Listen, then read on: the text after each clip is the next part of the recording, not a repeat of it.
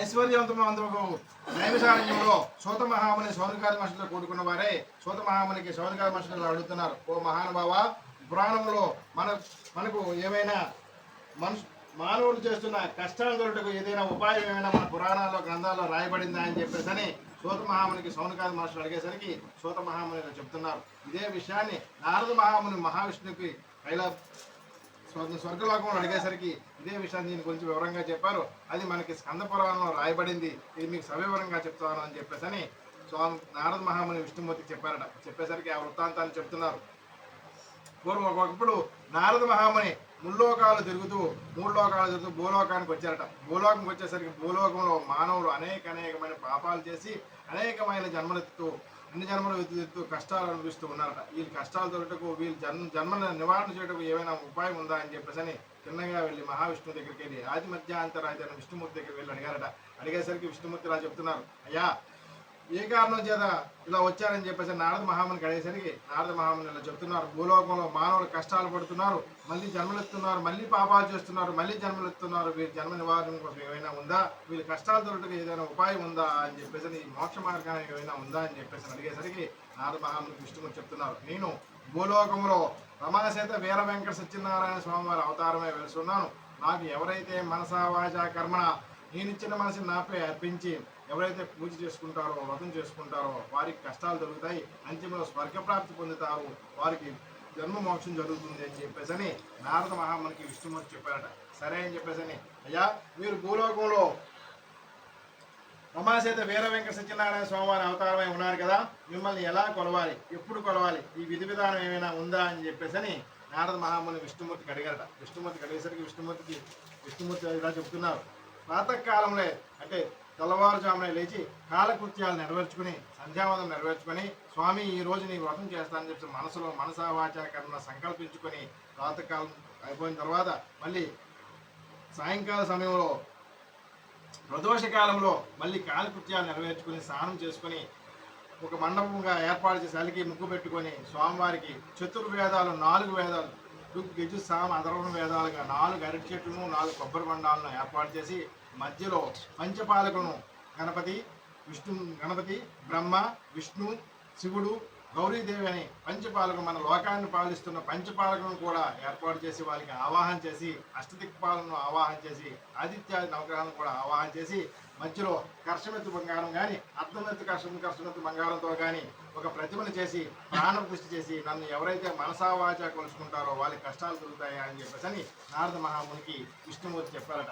సరే చెప్పేసరికి అప్పుడు నారద మహాముని ఇలా అడుగుతున్నారు, ఈ వ్రతాన్ని మీరు ఆది మధ్యాంతరహితులు కదా, మీరు ఇలా చెప్పారు, మొత్తం భూమండలాన్ని అంతా తీసుకువచ్చి ఒక మండపంగా ఏర్పాటు చేయమన్నారు, పూజ చేయమన్నారు అని చెప్పేసి, కానీ ఇది ఎప్పుడు చేయాలి, ఎలా చేయాలి అని చెప్పేసి నారద మహాముని మళ్ళీ విష్ణుమూర్తికి అడిగారట. విష్ణుమూర్తి ఇలా చెప్తున్నారు, పౌర్ణమి నందు కానీ ఏకాదశి తిథి నందు కానీ రవి సంక్రమణ నందు కానీ గృహప్రవేశం నందు కానీ వివాహం అనంతరం కానీ వివాదం ఏదైనా వచ్చినప్పుడు కానీ నా వ్రతాన్ని చేసి వారి కష్టాలను తొలగించుకోవచ్చాయా అని చెప్పేసి చెప్పారట. చెప్పేసరికి ఇది బాగానే ఉంది, కానీ భూలోకంలో ఎవరైనా చేశారా, ఈ భూలోకంలో మీరు అవతారమై ఉన్నారు కదా, భూలోకంలో ఎవరైనా చేశారా అని చెప్పేసి నారద మహాముని విష్ణుమూర్తి కలిగేసరికి ఆ వృత్తాంతాన్ని కూడా చెబుతానని చెప్పేసి విష్ణుమూర్తి నారద మహామునికి చెప్పారట. ఇది స్కంద పురాణం రాయబడింది, 10వ అధ్యాయం. అక్కడ వేసేసి నమస్కారం చేసుకుని ఇలా చెప్తున్నాను, నేను ఒకరోజు కాశీనగరంలో భూలోకంలోకి వెళ్ళి కాశీనగరాన్ని ఈ ప్రజల కష్టాలను చూడటకు పరిశీలన చేయొచ్చు తిరుగుతుండగా ఒక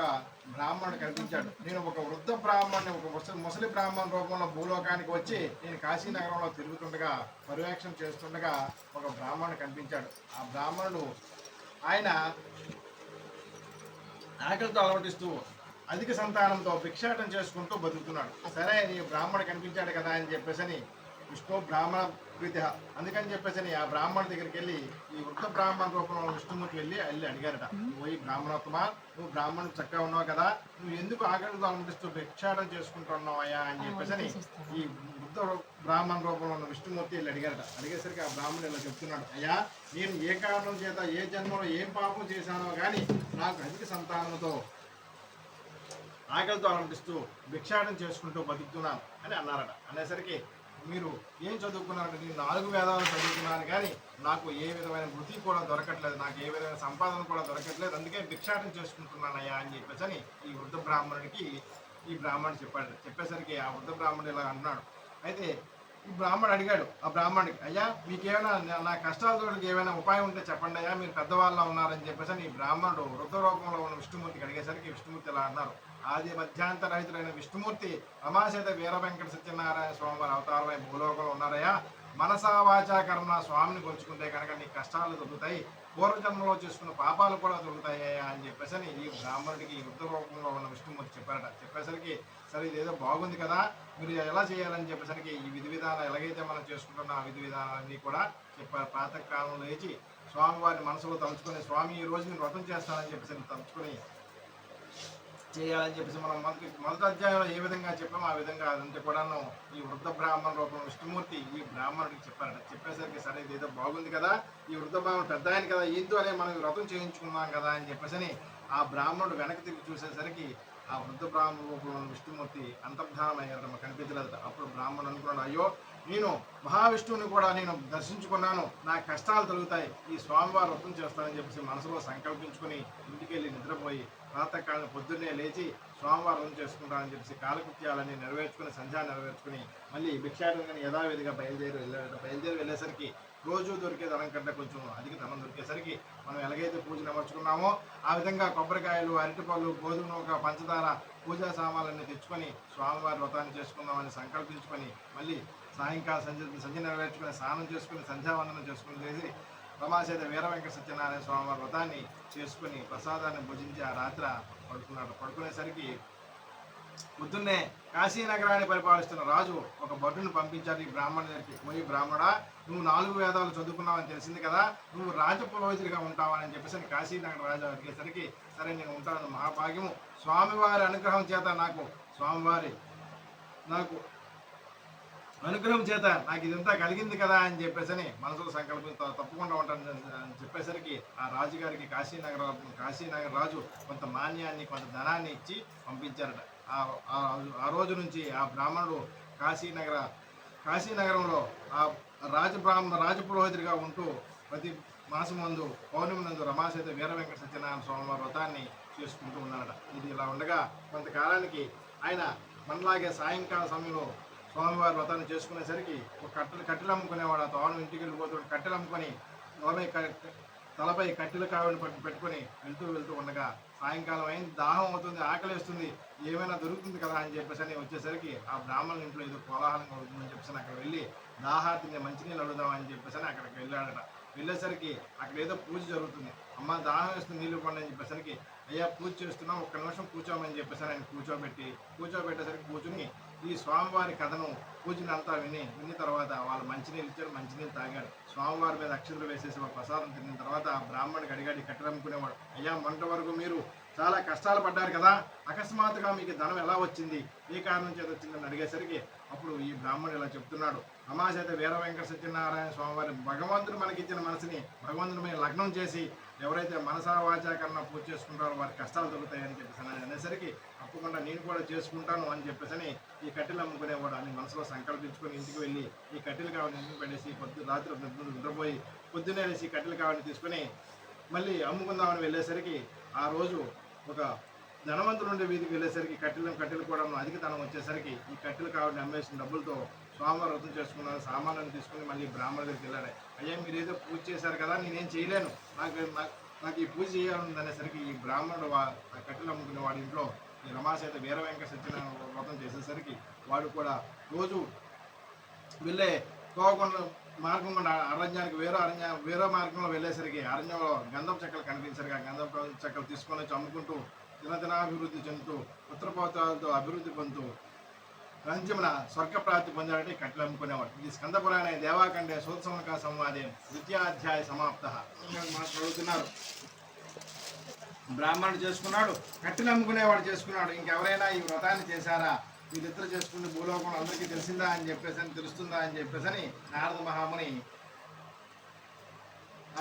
మహాముని విష్ణుమూర్తి చెప్పారు కదా, ఇది అయిపోయింది కదా అని చెప్పేసి సూత మహామునికి సౌనకాదృష్ణుడు అడిగారు, భూలోకంలో ఇంకెవరైనా చేస్తే ఆ వృత్తాంతాన్ని కూడా చెప్తానని సూత మహాముని సౌనకాది మహామునికి ఇలా చెప్తున్నారు. పూర్వము ఉల్ఖముకుడు అనే ఒక రాజు ఉండేవాట. ఆ ఉల్ఖముకుడు అనే రాజు ఆయనకి రాజ్యం ఉంది, ధనం ఉంది, డబ్బు ఉంది, అన్నీ ఉన్నాయి, కానీ పుత్ర సంతానం లేదట. పుత్ర సంతానం లేకపోయేసరికి ఆ రాజ పురోహితుడికి వెళ్ళి అడిగారట, అయ్యా నాకు పుత్ర సంతానం లేదు కదా, ఏదైనా నోమైనా ఏదైనా వ్రతమైనా చేస్తే కనుక నాకు పుత్ర సంతానం కలుగుతుంది అనేసరికి ఆ రాజ పురోహితుడు చెప్తున్నాడట, భూలోకంలో రమాసైత వీర వెంకట సత్యనారాయణ స్వామివారు అవతారమై ఉన్నారు, మనసా వాచా కన్నా స్వామివారిని ఎవరైతే కొలుచుకుంటారో వాళ్ళకి పుత్ర సంతానం కలుగుతుందయ్యా అని చెప్పేసి ఇది స్కంద పురాణంలో చెప్పబడిందని చెప్పేసరికి ఆ ఉల్కమ్ముడైన రాజు రమాచేత వీర వెంకట సత్యనారాయణ స్వామివారి వ్రతం చేసుకుంటామని చెప్పేసి మనసు సంకల్పించుకున్న రాజుగారు కనుక పెద్ద ఆయన కనుక ఆయన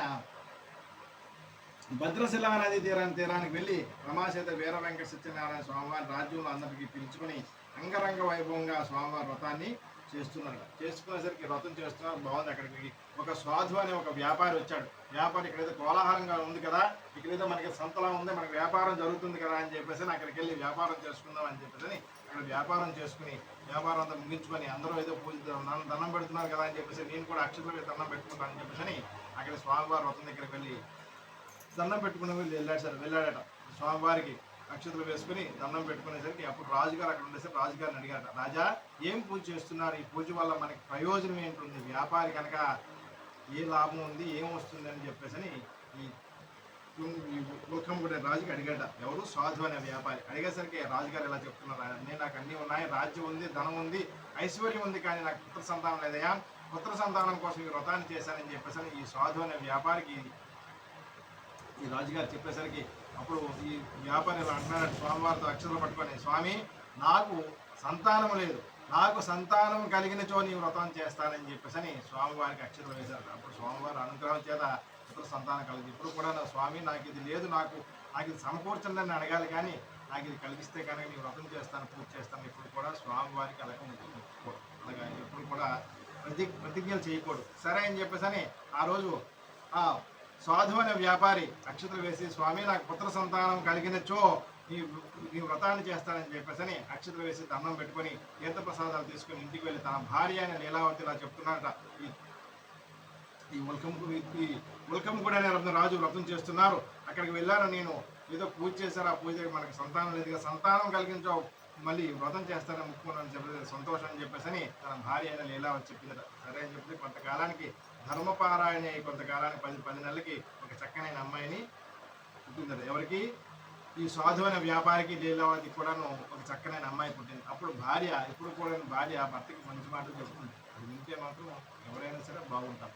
సరే అని చెప్పేసి ఆ లీలావతి చెప్పేసరికి, అయ్యా మన సంతానం కలిగింది కదా, ఈ వ్రతం ఏదో చేసుకుందామా అని చెప్పేసి ఈ వ్యాపారి చెప్పేసరికి వ్యాపారి అవడం చేత లబ్ధత్వం చేత అంటే పిసినారితనంతోనే ఇప్పుడే వ్రతం చేస్తాం, అమ్మాయి పుట్టింది కదా, మళ్ళీ వ్యాపారానికి వెళ్ళాలి, ధనం సంపాదించాలని చెప్పేసి అక్కడి నుంచి వెళ్ళిపోయి మళ్ళీ వ్యాపారానికి వెళ్తున్నాడు, వస్తున్నాడు, అధిక ధనం సంపాదిస్తున్నాడు. నాకు అమ్మాయి పుట్టింది, అదృష్టం వచ్చింది, ధనం సంపాదిస్తున్నాడు అనుకున్నాను, కానీ స్వామివారి అనుగ్రహం చేత నాకు ఇంత కలుగుతున్నాను, కానీ ఏ రోజు కూడా అనుకోలేదు.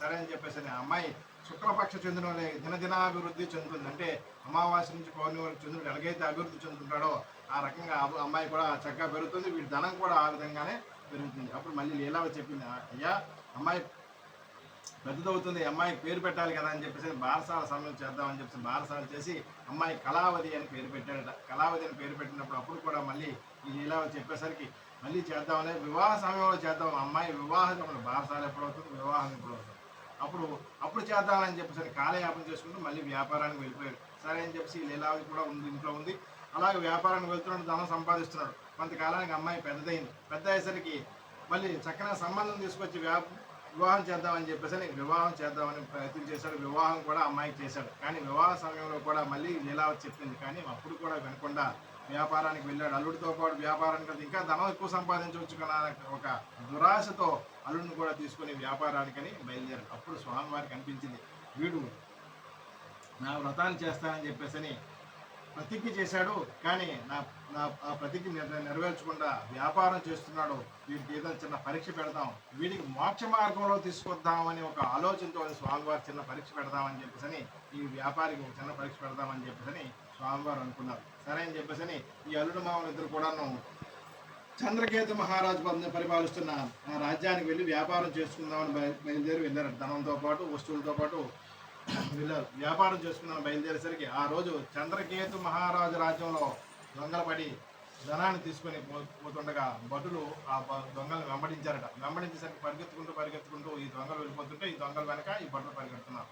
అప్పుడు భటులు మనం వెనకబడుతున్నారు కదా, మనం పట్టుకుంటారు, మనం చంపేస్తారు కదా అని చెప్పేసి ఈ దొంగలు ఇద్దరు కూడాను ఈ ఈ సాధువైన వ్యాపారి అల్లుడి దగ్గరికి వెళ్ళి ధనం మూటలు అక్కడ గుమ్మరించేసి అక్కడ పోసేసి వాళ్ళు పారిపోయేసరికి ఈ భటులు వెంబడించేసరికి ఇద్దరు పరిగెత్తున్నారు కదా, వీళ్ళిద్దరే దొంగలు అని చెప్పేసి ఈ ఇద్దరిని కూడా ఈ వ్యాపారులిద్దరిని కూడాను రాజుగారి దగ్గర తీసుకెళ్లారు. చంద్రకేత మహారాజు దగ్గర తీసుకెళ్లి రాజా మన రాజ్యంలో దొంగలు పడ్డారు, ధనంతో పాటు దొంగలను కూడా పట్టుకున్నాం అని చెప్పేసరికి ఆ రాజుగారు ఆ రాత్రి వాళ్ళిద్దరినీ కూడా ఏ విధమైన విచారణ చేయకుండా మీరు ఎవరు ఏమని అడగకుండాను కఠిన కారాగార శిక్ష వేయమని చెప్పి వారి దగ్గర ఏదైతే ధనం ఉందో ఆ ధనాన్ని కూడా స్వాధీనపరచుకోమని చెప్పేసి రాజుగారు ఆజ్ఞ వేసేసరికి వారు పడవలో ఉన్న వస్తువులు ధనము ఈ రాజుగారి ధనంతో పాటు రాజుగారు స్వాధీనం చేసుకున్నారు. చంద్రకేత మహారాజు స్వాధీనం చేసుకునేసరికి వీళ్ళకి కారాగారం వేశారు. అయ్యా మేము దొంగలం కాదు అని ఎంత చెప్తున్నా కూడా వీరి మాటలు ఎవరికి కూడా వినిపించట్లేదు. ఎందుకు? స్వామివారి ఆగ్రహం చేత. అలా జరిగితే వీళ్ళు ఇలా వేసేసి కొంతకాలానికి కళావతి లీలావతి కూడా ఇంటి దగ్గర వ్యాపారానికి వెళ్ళారు, ఇంకా తిరిగి రాలేదు. ఏ కారణం చేత తిరిగి రాలేదని రోజులు గడుస్తున్నాయి, సంవత్సరాలు గడుస్తున్నాయి, కానీ వీళ్ళు తిరిగి రాలేదని చెప్పేసి మనోవ్యాధితో ఈ కళావతి లీలావతి కూడా మంచాన పడ్డారట. వాళ్ళ ఇంట్లో కూడా కొంతమంది దొంగలు పడి ఉన్న ధనాన్ని కూడా దొంగలు పట్టుకుని పోయేసరికి ఈ కళావతి రాజభవనం చేసుకుంటూ భిక్షాటం చేసుకుంటూ బతుకుతుందట ఈ సాధు అనే వ్యాపారి కూతురు కళావతి. సరే అని చెప్పేసి ఇలా ఉండగా కొంతకాలానికి కళావతి ఇంటికి ఆలస్యంగా వచ్చిందట. ఇంటికి ఆలస్యం వచ్చేసరికి ఈ లీలావతి ఇలా అడిగింది, అమ్మాయి ఇంత రాత్రి వరకు ఎక్కడున్నావు, ఏ కారణం చేత నువ్వు ఆలస్యంగా వచ్చావని చెప్పేసి ఈ కళావతి లీలావతి తల్లి అడిగేసరికి అమ్మ నేను ఏ తప్పు చేయలేదు, నాకు ఒక బ్రాహ్మణుని ఇంట్లో ఏదో పూజ జరుగుతుంది, అక్కడ వెళ్తే మనకి మాధవ కమలం ఏదైనా అన్నం పెడతారేమో అని చెప్పేసి ఆ పూజ అయినంత వరకు కథ విని తీర్థ ప్రసాదాలు తీసుకొని ఆ ప్రసాదాన్ని తీసుకొని నీకు కూడా ప్రసాదం తీసుకొచ్చాను, వాళ్ళ అన్నం పెట్టారు, అది కూడా ఆ భోజనాన్ని కూడా నీకు తీసుకొచ్చానని చెప్పేసరికి అప్పుడు గుర్తొచ్చిందట, అయ్యో మీ నాన్నగారు పూర్వం నువ్వు పుట్టక ముందు ఏదో పూజ చేస్తామన్నారు, అదే ఈ పూజ ఏమో ఈ రమాసేత వీర వెంకట సత్యనారాయణ స్వామివారి పూజ అని చెప్పేసి అప్పుడు గుర్తుకొచ్చి స్వామిని వ్రతం చేస్తానని చెప్పి మనసులో సంకల్పించుకొని మళ్ళీ పురోహితుని దగ్గరికి వెళ్ళి రమాసేత వీర వెంకట సత్యనారాయణ స్వామివారి వ్రతాన్ని బంధువులందరినీ కూర్చుకొని అపరాధపూర్వకంగా చేసుకునేసరికి ఈ చంద్రకేత మహారాజు కళలో ఆ రోజు స్వామివారు కనిపించి, రాజా మీ రాజ్యంలో బందీలుగా ఉన్న వాళ్ళిద్దరు కూడా వారు చోరులు కాదు, వారు దొంగలు కాదయ్యా, దైవ ప్రతికూలం చేత ఇలా జరిగింది, వాళ్ళు తక్షణమే విడిపించమని చెప్పేసి కల్లో కనిపించి అదృశ్యమయ్యేసరి చంద్రకేత మహారాజు మళ్ళీ సభను ఏర్పాటు చేసి మంత్రిని రాజపురోహితుడిని పిలిపించి సభలో ఇవన్నీ చెప్పేసరికి ఇది నిజమేనయ్యా, ఇది స్కంద పురాణంలో చెప్పబడిందని చెప్పేసి అప్పుడు రాజుగారు ఆ ఇద్దరు దొంగలను కూడా ఇది తక్షణమే తీసుకురమ్మని చెప్పేసి బడులకు ఆజ్ఞాపించేసరికి బడులు తీసుకొద్దామని చెప్పేసి ఇద్దరిని కూడా సభలోకి తీసుకొచ్చేసరికి వ్యాపారులిద్దరు కూడా అయ్యో మనకి ఏ విధమైన విచారణ చేయకుండా మనకి కఠిన కారాగార శిక్ష వేశారు కదా, ఇంకేదైనా పెద్ద శిక్ష వేస్తారని చెప్పేసి లవోదీపం నేర్చుకుంటూ ఈ సభలోకి వచ్చేసరికి రాజుగారు ఇలా అంటున్నారు, అయ్యా మీరు ఏదో దైవ ప్రతికూలం చేశారు, ఆ కారణం చేత మీరు ఇలా జరిగింది, మీరు వ్యాపారం చేసుకున్న ధర్మంగా వ్యాపారం చేసుకుని ధర్మబద్ధంగా ఉండాలి, ఇప్పుడు కూడా దైవ ప్రతికూలానికి మీరు గురవ్వకూడదని చెప్పేసి మందలించి వారికి క్షురాది కర్మలు చేసి కొత్త బట్టలు ఇచ్చి స్వామివారు పంపించేసరికి చంద్రకేత మహారాజు పంపించేసరికి ఈ వ్యాపారులిద్దరు కూడాను దేవాలయాలను కూడా దర్శించుకొని దాన ధర్మాలు చేసుకుంటూ ఇంటికి వెళ్ళిపోదాం అనుకుని మనసులో అనుకున్నారు, కానీ వారి బుద్ధిలో మార్పు రాలేదు. సరే అని చెప్పేసి స్వామివారికి ఏదైనా పరీక్ష పెడదామని చెప్పేసి మళ్ళీ వెళ్ళారు. స్వామివారు ఒక సన్యాసి రూపంలో వెళ్ళి, ఏమయ్యా మీ పడవలో ఏముంది, మీరు ఏ వ్యాపారం చేస్తారని అడిగేసరికి అప్పుడు ఆ ముసలి సన్యాసి రూపంలో ఉన్న స్వామివారికి అపహాస్యం చేసి, మా పడవలో ఏముంది నీకు ఎందుకయ్యా, నువ్వు దొంగిలించుకొచ్చావా అని చెప్పేసి అని అపహాస్యం చేసి నవ్వుకొని సరే అని చెప్పేసి, సరే మీ పడవలో ఏమీ లేదు కదా, కొంచెం ధర్మం చేయండి అయ్యా అంటే, నేనేం ధర్మం చేయనయ్యా, నా దగ్గర ఏమీ లేదు, మా పడవలో ఆకులు అవం తప్ప ఇంకేమీ లేవయ్యా అని చెప్పేసి అనేసరికి ఆ సన్యాసి రూపంలో ఉన్న స్వామివారు తదాస్తు మీ పడవలో ఆకులు ఉంది కాక అని చెప్పేసి అని దీవించాలి అనేసి అక్కడి నుంచి కొంత దూరాన్ని వెళ్ళి ఒక చెట్టు కింద కూర్చున్నారట. కూర్చునేసరికి ఈ వ్యాపారులిద్దరు కూడాను కాలకృత్యాలు నెరవేర్చుకుని ఆ పడవలో చూసేసరికి ఆకులు తప్ప ఇంకేమీ లేవు. లేకపోయేసరికి ఈ సాధు అనే వ్యాపారి లబోదిపం ఏడుస్తూ మూర్చడిపోయాడట. అప్పుడు అల్లుడు చిన్నవాడేనో వాడు ఏం చేశాడంటే, అయ్యా ఇందాక ఎవరో స్వామి ఒక సన్యాసి వచ్చారు, ఆయన మహిమ చేతలా జరిగిందేమో, ఆయనే ఏమైనా మనకు చేయాలి కదా అని చెప్పేసి ఆయన దగ్గరికి వెళ్ళి సాష్టాంగ ప్రమాణం చేసి సాష్టాంగ నమస్కారం చేసుకుని, స్వామి మేము ఎవరో తెలియదు, ఏ కారణం చేత మిమ్మల్ని అపహాస్యం చేశాను, మా అపరాధాన్ని మన్నించని నమస్కారం చేసుకునేసరికి అప్పుడు స్వామివారు వాళ్ళకి సాక్షాత్కారం అయ్యి నువ్వు నువ్వు వ్యాపారం చేసుకుని నా వ్రతం చేస్తానని చెప్పేసి అని కాలయాపన చేసుకుంటూ ఇలా మర్చిపోయావు. నువ్వు ఎప్పుడు కూడా దైవ ప్రతికూలం చేయడం వల్ల నీ వ్యాపారం జరగదు, నువ్వు ఇలా పాడైపోతావయ్యా, నువ్వు ధర్మబద్ధంగా నడువు అని చెప్పేసి మందలించి పంపించేసరికి అప్పుడు ఇంటికి వెళ్ళి స్వామివారి వ్రతాన్ని చేసుకుంటాం అని చెప్పేసి మనసులో సంకల్పించుకొని ఇంటికి వెళ్ళిపోయాడు. ఇది స్కంద పురాణ దేవాకండే సూత సంవత్సరం అధ్యాయంలో సూత మహాముని సౌనికాద మహర్షి అమ్మ కింద మంట చేస్తూ చూడు ఒకసారి కొంచెం వెనక్కి చేతితో తీయకు.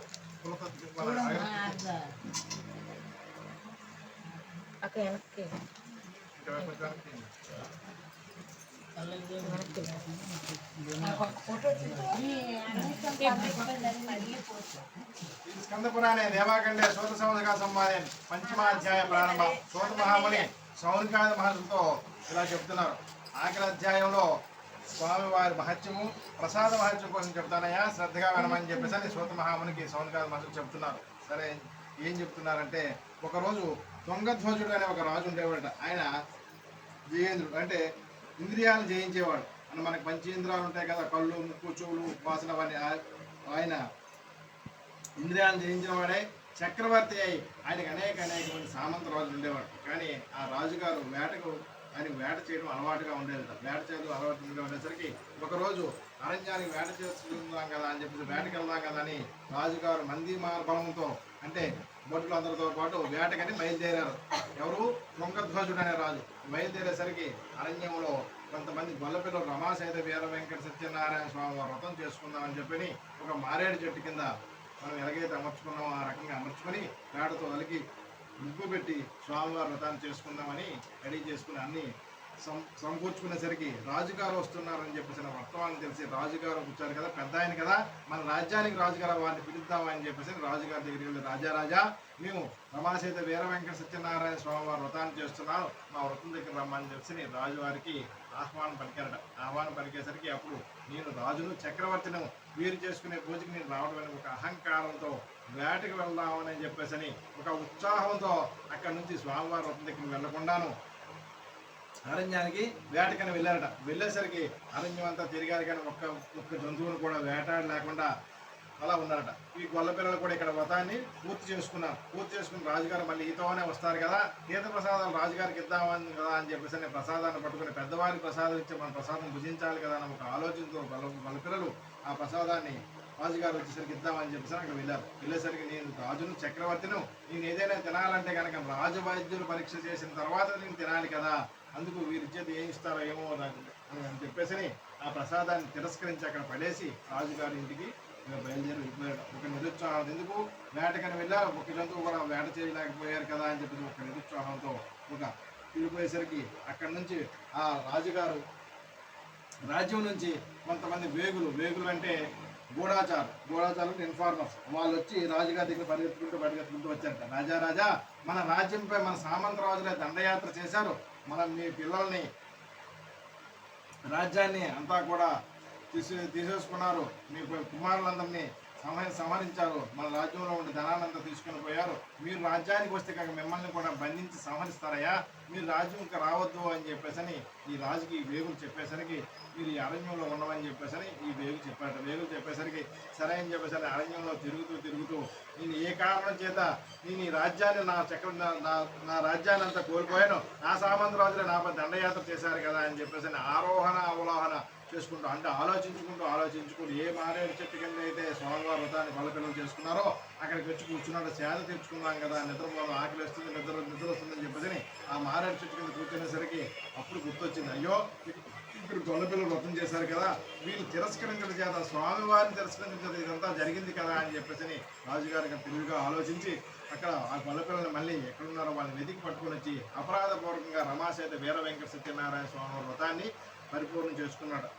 కొంతకాలానికి మళ్ళీ వివాహం చేసుకుని పుత్రులను కూడా కానీ ఏ రాజ్యం అయితే ఓడిపోయారో ఆ రాజ్యంపై మళ్ళీ తానే దండయాత్ర చేసి మళ్ళీ రాజ్యాన్ని సంపాదించుకొని భూలోకంలో ఉన్నంత కనుక రమాసహిత వీర వెంకట సత్యనారాయణ స్వామి వారిని వ్రతాన్ని మనసా వాచా కర్మ కొలుచుకుంటూ భక్తి శ్రద్ధలతో ఉండి భూలోకంలో ఉన్నంత కనుక ఐశ్వర్యాన్ని అనుభవించి అంతిమ స్వర్గప్రాప్తి పొందారట. ఇది స్కంద పురాణ దేవాకండే సూత సంవత్సర సంవాది పంచమాధ్యాయ సమాప్తం.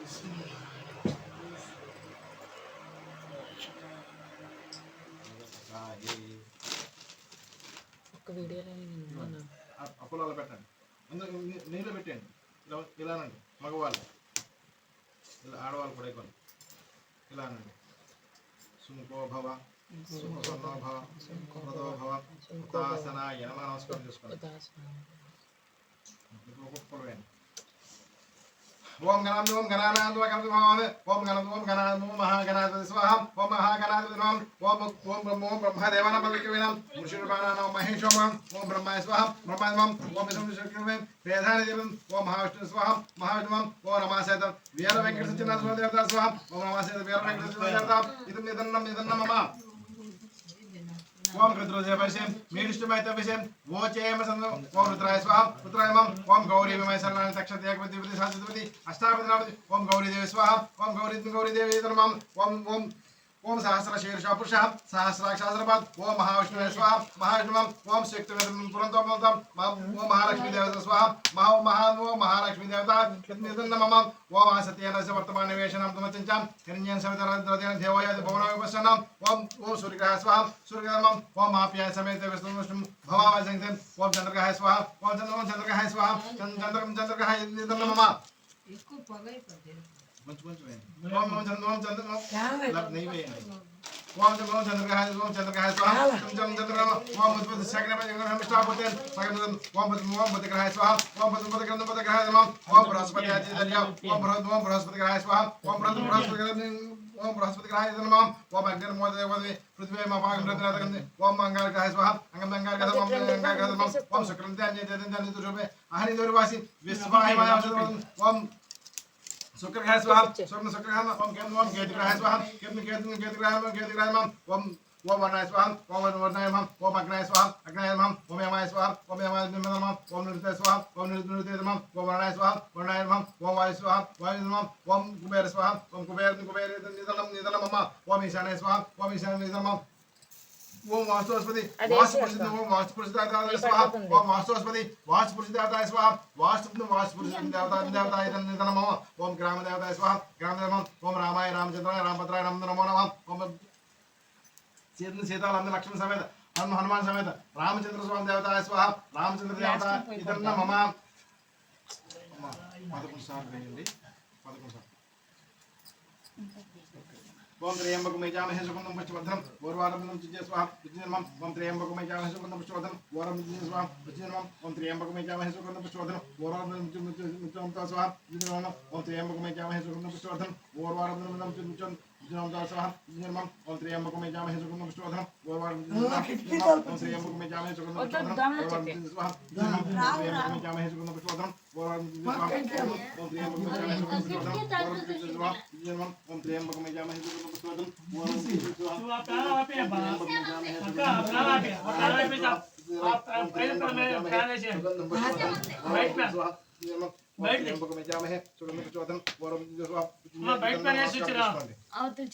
వెళ్తాం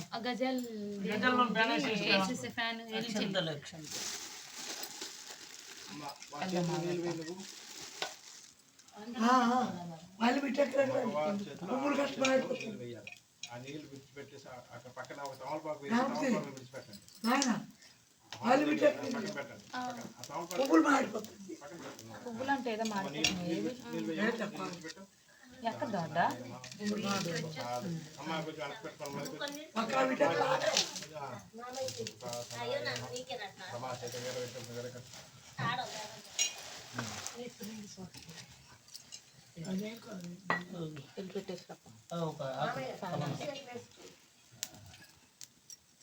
నీళ్ళు కొట్టలో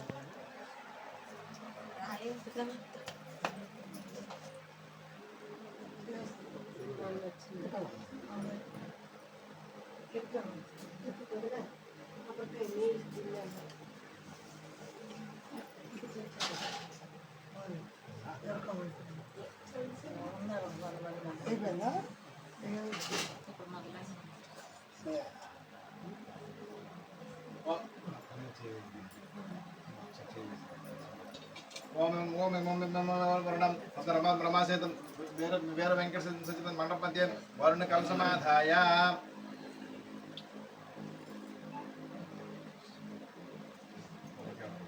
రివర్స్ పడుకుంటారు ఓం ఓం ఎమమే వరుణం నరమాసేదం వేర వేర వెంకట సత్యనాథం మండప మధ్య వరుణ చేయి వేస్తారా మండపం మీద చేయి వేస్తారా?